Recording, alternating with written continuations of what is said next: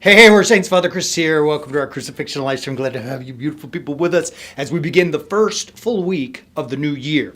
I just got home with my beautiful family from a week of vacation on Grand Cayman. We were in the Cayman Islands.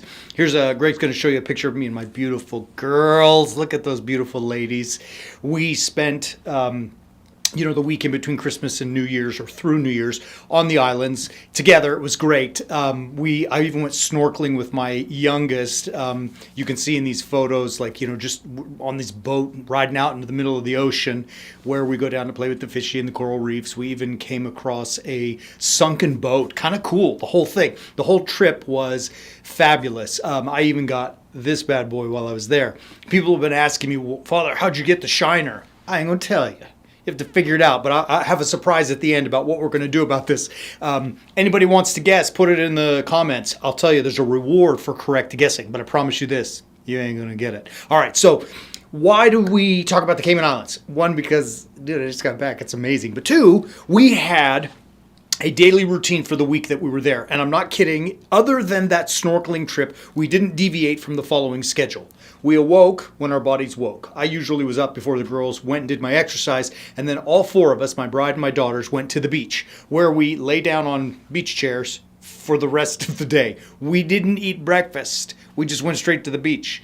Whilst upon the beach, we ate lunch. They brought it to us. The servers would bring the lunch. Then we would go back to the room, shower, take a nap, and then we would go to very long extended dinners. Upon completion, we would go back to sleep and then repeated the next day. That was it. That's what we did.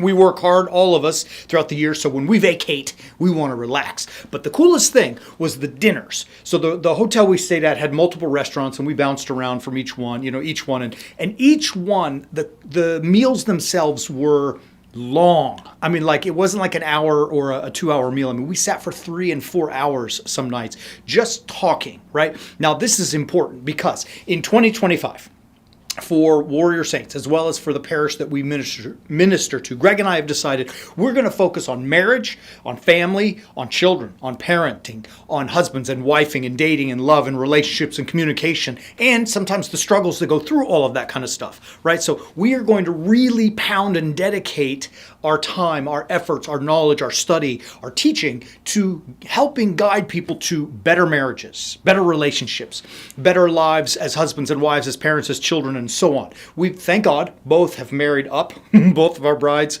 are, way steps above, so we're very blessed. And with that, we have a lot to offer. And all of that rambling leads to this. Those 4-hour meals in the Caymans with my kids, we had conversations that were so important. Look, I'm going to tell you a real story. Well, I'll tell you at the end. Let me save it.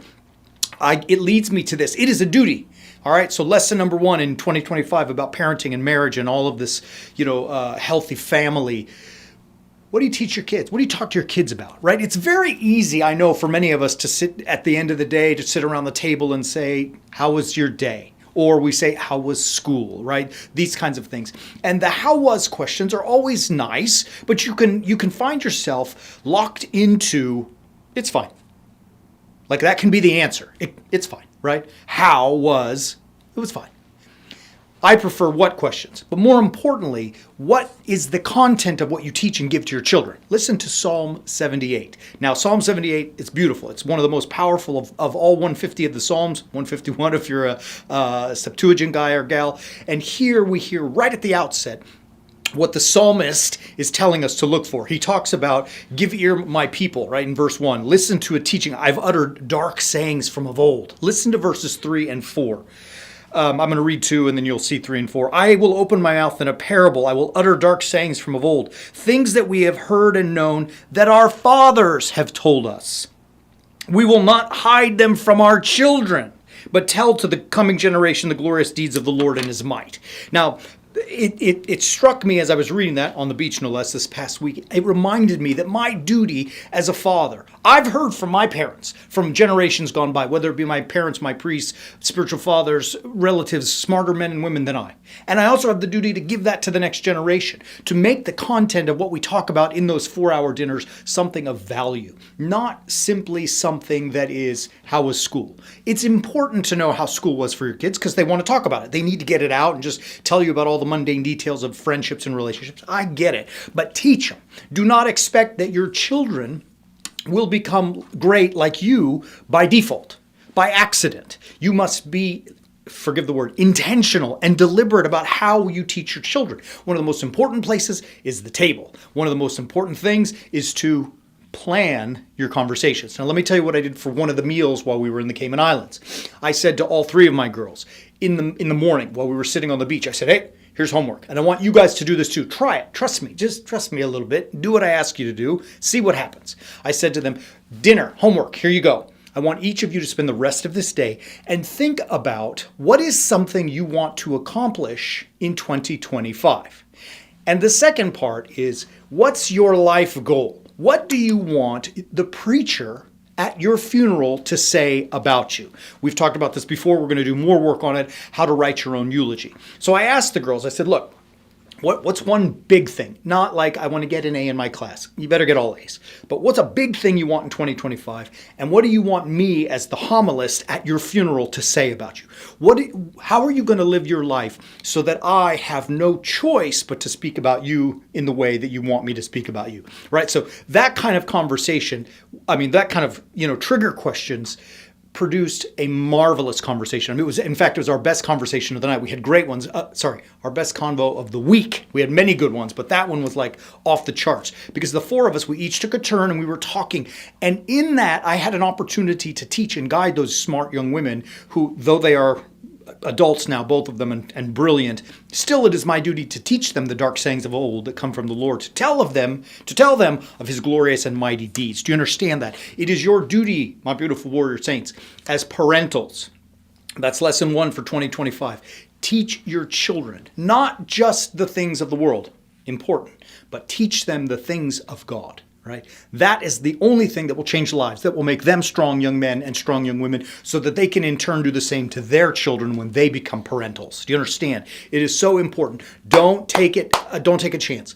Don't just hope. Hope is not a strategy, I once heard someone say.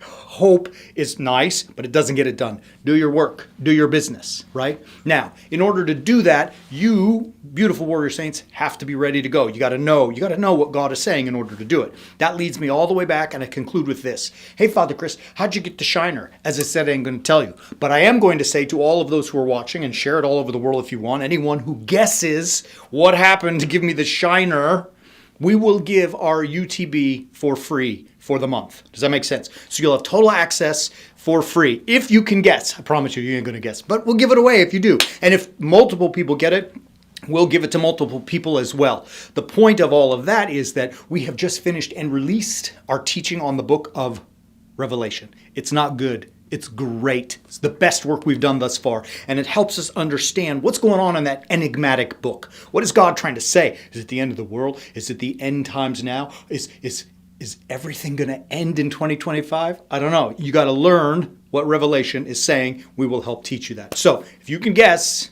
it's yours. Love you. We'll be back tomorrow. We will continue our conversations about marriage and family life. And until then, as always, keep walking on the way of the warriors.